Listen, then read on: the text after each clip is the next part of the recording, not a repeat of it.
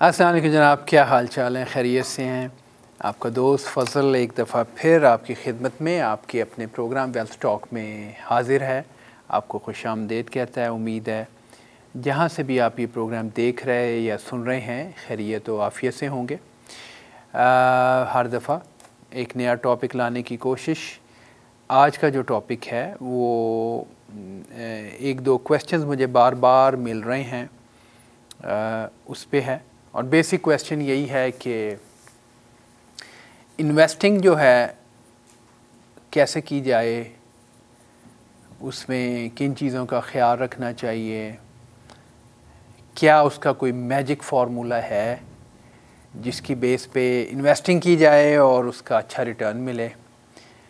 तो ये इतना ज़्यादा वास्ट फील्ड है कि इसमें बहुत सी बुक्स, बहुत से कमेंट्स, इंटरनेट पे जाएं, बेशुमार बातें, बड़े बड़े नोन जो गुरुज़ हैं इन्वेस्टमेंट के, उनकी सेइंग्स, वॉरेन बफेट और बहुत सारे जो हैं वो आपको मिलेंगे।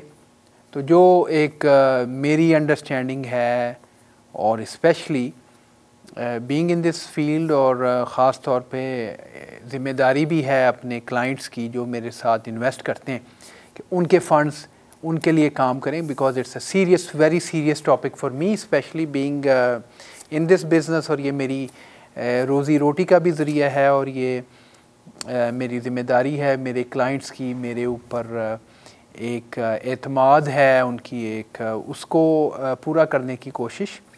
तो जो मेरी फ़िलॉसफ़ी है, जिस तरह मैं करता हूँ, मैं वो थोड़ा सा शेयर करना चाहूँगा। और मैं उम्मीद करता हूँ कि बहुत दफ़े ये मुझे क्वेश्चन किया जाता है, तो आपके लिए भी एक हो सकता है इसमें कोई ना कोई अच्छी बात आपके लिए भी इसमें हो, related to investing, how to do it, stuff like that.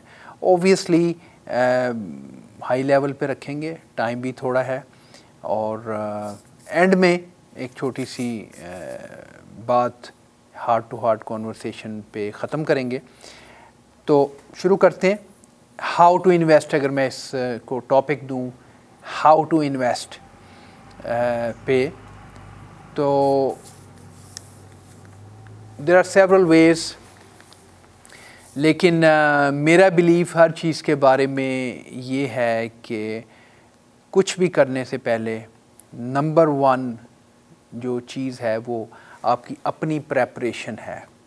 मेरे नज़दीक ह्यूमन साइकोलॉजी की इम्पोर्टेंस हर काम में, हर एरिया में बहुत ज़रूरी है, चाहे वो रिलेशनशिप है, चाहे इन्वेस्टमेंट्स है, इवन मेडिकल हीलिंग का मामला भी जब आता है तो उसका ताल्लुक़ आपकी इमोशनल फीलिंग से, आपकी विल पावर से, आपकी क्लैरिटी ऑफ माइंड से, आपकी अपने इमोशंस को कंट्रोल करने की एबिलिटी पे डिपेंड करता है। और इन्वेस्टिंग का जो मेरे नज़दीक नंबर वन रूल है वो ये है कि आपने अपने इमोशंस को साइड पे रख देना है।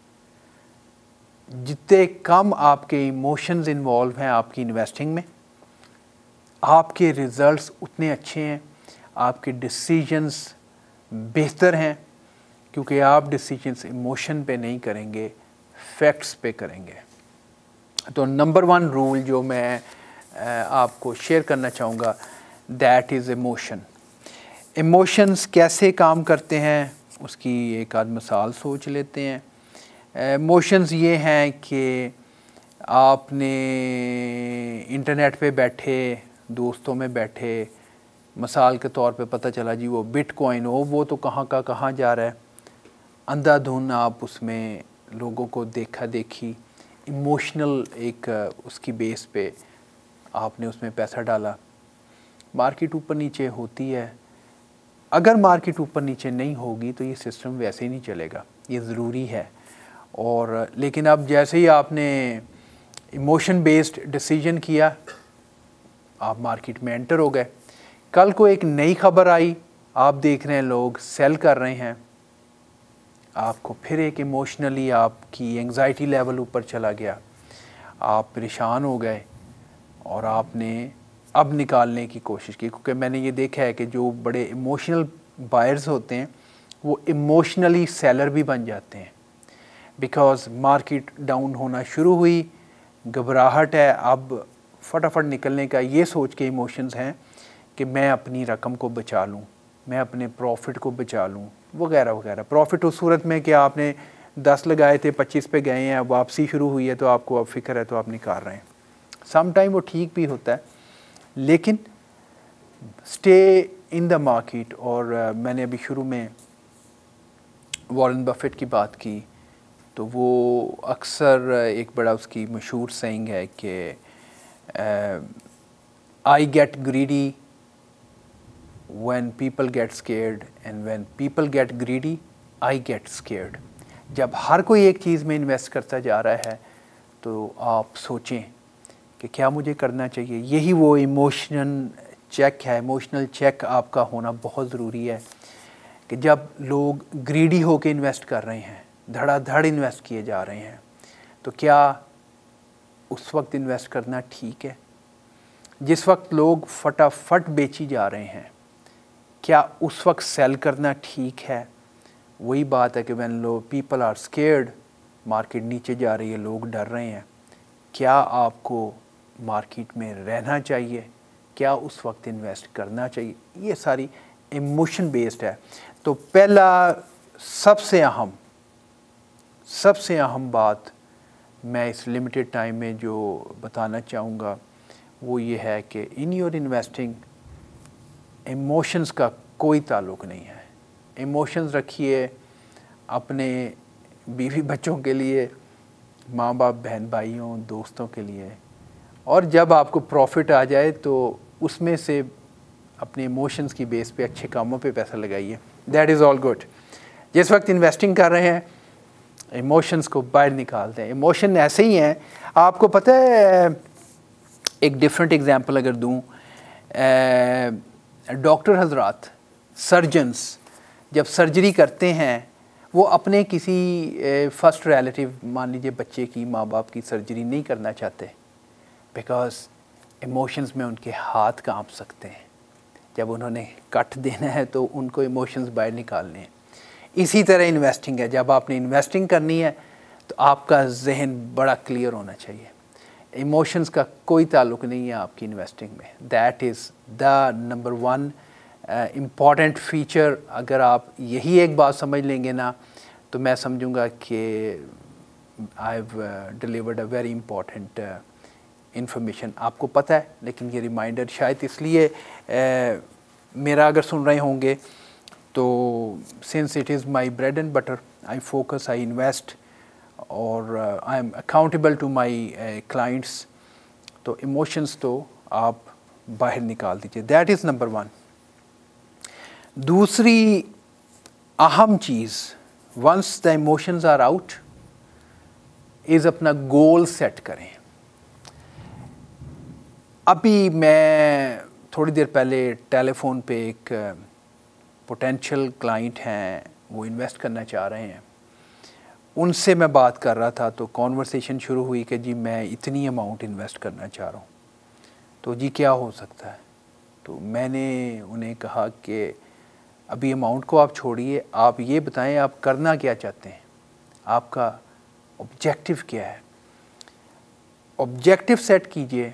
फॉर एग्ज़ाम्पल, मैं 50 साल का हूँ और मैं सोचता हूँ कि मैंने 70 पे रिटायर होना है, तो मुझे ये फ़ैसला करना है कि 70 पे अगर मैं रिटायर हो रहा हूँ तो मुझे कितने पैसे चाहिए कि मैं अपनी पोस्ट रिटायर्ड जो लाइफ है, रिटायर्ड टाइम है मेरा, मैं उसमें कंफर्टेबल ज़िंदगी गुजार सकूँ। This is called goal setting. That is very very important. कितना टाइम है आपके पास, तो उसको बैकवर्ड कैलकुलेट करना ज़रूरी है। उसकी बेस पे आपकी इन्वेस्टिंग का डिसीजन बनेगा कि हमें किस किस्म की इन्वेस्टिंग की ज़रूरत है। जिस वक्त आपने अपना गोल सेट किया, उस गोल के साथ आ जाती है budgeting. Third point, emotions are out, goals are set, now it is budgeting. Budgeting क्या है? बजटिंग है फाइंडिंग द वे, कैसे वो पैसा मंथली बेसिस पे, एनुअल बेसिस से मंथली से वीकली कैसे अरेंज किया जाए। इसके लिए आपने बैठना है अपने फाइनेंशियल प्लानर से, या मेरे साथ बैठिए। मुझे कांटेक्ट करने का नंबर है 9056075000। हमेशा की तरह ये प्रोग्राम हम पेश कर रहे हैं इंश्योर प्रो फाइनेंशियल के ताउन से। तो आपने जनाब अपने इमोशंस को किया कंट्रोल, इन्फॉर्मेशन हासिल करें, लेकिन नॉइज़ जो बाहर है कि जी मार्केट डूब गई, मार्केट ऊपर चली गई, ये हो गया वो हो गया, इसका इम्पैक्ट आप पे नहीं आना चाहिए। नॉइज़ एंड नॉलेज, इंफॉर्मेशन में फ़र्क जानिए। नॉइज़ बेसलेस इंफॉर्मेशन है, नॉलेज फैक्ट बेस्ड डिटेल्स हैं जो आपके काम आ सकती हैं। तो आप में एबिलिटी होनी चाहिए कि आप नॉइज़ वर्सेस इंफॉर्मेशन में फ़र्क समझ सकें। ये भी एक इम्पॉर्टेंट साइड पार्ट उसका एक उसमें कर लीजिए। अब जब आपने अपना emotions, goal setting and the budgeting के लिए, मैं फॉर एग्ज़ाम्पल जब अपने क्लाइंट के साथ बैठता हूँ तो मैं शुरू करता हूँ उनकी टैक्स रिटर्न से। देखते हैं कि वो क्या सेविंग कर रहे हैं, उनकी इनकम अर्निंग सोर्स क्या है। Strategy for a person who is on the job versus a person who is self employed could be very different.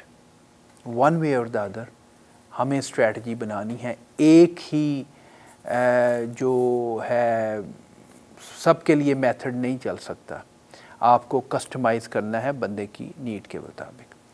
अपना गोल जो है, गोल को जब आपने एनुअल बेसिस पे देखा कि क्या इन्वेस्टमेंट की रिक्वायरमेंट है, उसे छोटा करें, उसको मंथली पे लाएं, उसे वीकली पे लाएं, तो वो मोर डूएबल आपको लगेगा। और अगर तब भी नहीं है, देखिए कि आपने सारी टैक्स सेविंग स्ट्रेटजीज़ अप्लाई कर ली हैं ताकि आपका बजट बन सके और आप उसको इन्वेस्ट कर सकें। तो अभी मैं लेता हूँ एक छोटी सी ब्रेक पे जाने से पहले मैंने बताई 3 बातें। Number 1, emotion should be well in control. ना आप में ग्रीड होना चाहिए, ना आप में फियर होना चाहिए। इन दोनों को कंट्रोल करना ज़रूरी है, नहीं तो आप गलत जगह पे इन्वेस्ट करेंगे और गलत वक्त पे निकाल लेंगे। That is 1। गोल सेट कीजिए। गोल में आपको क्लियर पता होना चाहिए ऑब्जेक्टिव, करना क्या चाहते हैं, कब करना चाहते हैं। 2 बातें हो गई। और तीसरी है आपकी बजटिंग। पैसे आएंगे कैसे, क्या ऐसे किया जाए कि हम पैसे अरेंज कर सकें। उसमें एक बड़ा इम्पॉर्टेंट टिप मैं देता जाऊं, फिर ब्रेक पे जाऊंगा। बजटिंग जब आपने करनी है तो एक बड़ा ही गोल्डन रूल है इन्वेस्टिंग का, उसे कहते हैं पे योर सेल्फ फर्स्ट। साहब, आपकी इनकम $50,000 एनुअल है या $200,000 एनुअल है, जो लोग ये कोशिश करते हैं कि सारे बिल्स पे करने के बाद जो बचेगा वो इन्वेस्ट करेंगे, I guarantee you can not invest that way. Investing का रूल नंबर 1 यही है, पे your self first. Goal set करें, कहें कि मुझे 10% निकालना है, 10% इन्वेस्ट कर दीजिए। Out of sight out of mind. यकीन करें आपका बजट उस 10% के बगैर भी मैनेज हो जाएगा। लेकिन अगर आप पहले अपने बिल सारा कुछ करने के बाद इंतज़ार करते रहे, आप यकीन कीजिए आप कुछ नहीं बचा सकेंगे। क्यों? आपका लाइफस्टाइल इमीडिएटली बेहतर होता चला जाता है और पैसे कंज्यूम होते चले जाते हैं। Let me take a quick break here, I will be right back after the break. Stay with me. My number to reach is 9056075000। Thank you.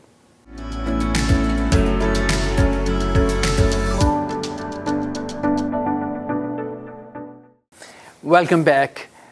Break पे जाने से पहले बात हो रही थी, हम आज का टॉपिक जो है वो इन्वेस्टिंग है, हाउ टू इन्वेस्ट। तो उसमें मैं आपको ब्रेक पे जाने से पहले मैंने बताया कि the number 1 rule is you have to control your emotions. Haste में और emotionally made decisions usually are not correct, और एक आध बार अगर करेक्ट हो भी जाएंगे तो investing is a long term process. कोई क्विक रिच स्कीम की बात नहीं हो रही। स्पेशली मैं अपने क्लाइंट्स को जो डील करता हूँ उनका सीरियस हार्ड अर्नड मनी है, मेरे लिए बहुत सीरियस बिजनेस है, बिकॉज़ मेरा सेट किया हुआ पोर्टफोलियो उनके रिटायरमेंट फंड्स के लिए, उनके फ्यूचर के लिए बहुत अहम है। तो that become serious, very important that we keep our emotions out, we set our goals. हमें पता होना चाहिए हम करना और अचीव क्या करना चाह रहे हैं, and then is a budgeting. जब ये 3 चीज़ें कर ली तो नेक्स्ट बात आती है कि इन्वेस्टमेंट हो कहाँ पे रही है। तो एक तरीका तो ये है कि आप ने सुना या आपने किसी एक कंपनी को पढ़ा, उसके फंडामेंटल एनालिसिस किया, उसकी पूरी बैलेंस शीट, उनकी बुक्स, उनकी प्रोडक्ट्स को समझा, और आपने कहा मैं अपना पैसा इसमें लगाऊंगा। It's like batting on one horse. अच्छा रहेगा तो एक बहुत बड़ा आपका रिटर्न हो सकता है, और अगर कल को डाउनवर्ड ट्रेंड आया तो आपके लिए सब कुछ आप लूज़ कर भी सकते हैं। मैं कहीं पढ़ रहा था, मोटरोला कंपनी एक आई तो लोगों ने 200-200%, 400-400% भी बनाया उनके इन्वेस्टिंग करके, और उसके बाद एकदम से वो कंपनी कोलैप्स कर गई। मोटरोला फ़ोन कंपनी, बहुत बड़ा नाम था। तो batting on one horse is always could be very risky. It may be a good strategy, but most of the time it is not. तो अगर हम 1 या 2 या 4 स्टॉक में नहीं कर रहे तो फिर क्या करें? तो देखना ये है कि पहले कि हम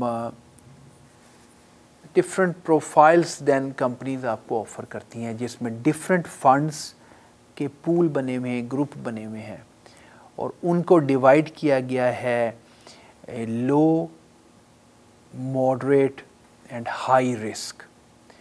अब ये डिफरेंट आपका जो प्रोफाइलिंग की जाती है उसमें फिर देखा जाता है कि आप किस किस्म के बंदे हैं, आप कितना रिस्क टॉलरेट कर सकते हैं, आपके पास टाइम पीरियड कितना है। मिसाल के तौर पे एक 30 इयर्स ओल्ड, अभी उसने स्टार्टर है, जॉब शुरू की है, अगर मेरे पास आता है तो I may take him into growth और a little bit aggressive and moderate, mix करके बनाऊंगा पोर्टफोलियो।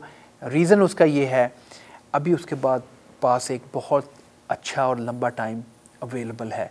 मार्केट ऊपर नीचे होगी, but in the longer run उसके पैसे बनेंगे, उसका फंड ग्रो करेगा। उसके कंपैरिजन में कोई 50s में मेरे पास आता है तो मैं वो अप्रोच नहीं रखूँगा। मैं मॉडरेट इनटू लो रेट, लो रिस्क में, या उनके कॉम्बिनेशन ऑफ द टू, उस तरह का प्रोफाइल सेट करके दूंगा। प्लस उनकी अपनी फिनेंशियल स्ट्रेंथ को रिव्यू किया जाएगा। अगर एक फैमिली या एक इन्वेस्टर रिस्क टॉलरेट कर सकता है तो एज भी शायद इशू नहीं है, लेकिन जनरली स्पीकिंग ये हाई लेवल पे बात हो रही है। आपने देखना है आपके पास कितना टाइम है, आप कितना डिप ऊपर नीचे बर्दाश्त कर सकते हैं, and then there are companies, banks, financial institutions, they offer you. लेकिन फिर इससे अगला एक स्टेप भी है कि क्या इसमें आप कोई गारंटीज़ बिल्ट इन कर सकते हैं। मेरे पास ऐसे प्लान्स हैं जिसमें आपको एक सर्टेन ग्रोथ की गारंटी भी है, और इन केस ऑफ डेथ आप अगर फ़र्ज़ कीजिए मार्केट डाउन है और डेथ हो जाती है तो आपका एक्चुअल इन्वेस्टेड अमाउंट ही आपको मिलती है। इस किस्म की गारंटीज़ दिलवाई जा सकती हैं। तो इस तरह के मिक्स करके आपने अपने टाइम होराइज़न को देखते हुए, टाइम पीरियड को, आपकी रिस्क टॉलरेंस को देखते हुए, और उसके बाद ये है कि उसमें कुछ गारंटीज़ बिल्ट इन करके आप एक अच्छा पोर्टफोलियो क्रिएट करवा सकते हैं। आइडिया उसमें फिर यही होगा कि किसी एक हॉर्स पे बेट ना करें, उसे डाइवर्सिफाई इस तरह करें कि आपका रिस्क मिनिमम हो सके। कैसे होता है, हर केस डिफरेंट है, उसके लिए आप मुझे कॉल कीजिए। I'll be able to design a portfolio for you based on your objectives, your risk tolerance, your budget. My number is 905-607-5000। अच्छा, ये तो पोर्टफोलियो की एक थोड़ी सी टाइप्स हो गई। एक बड़ा गोल्डन रूल मैं और शेयर करना चाहूँगा, उसकी एब्रीवेशन है KISS, KISS, Keep it stupid simple। Keep it stupid simple या keep it so simple, आप ऐसे भी कह सकते हैं। आइडिया ये है कि आपका जो पोर्टफोलियो है उसमें वो चीज़ें रखें जिनको आप समझते हैं।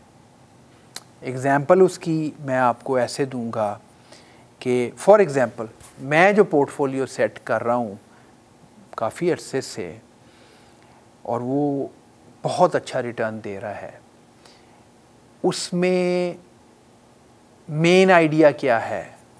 उसमें है कि every year gone by, as time progressing, we are more and more have become a technology dependent।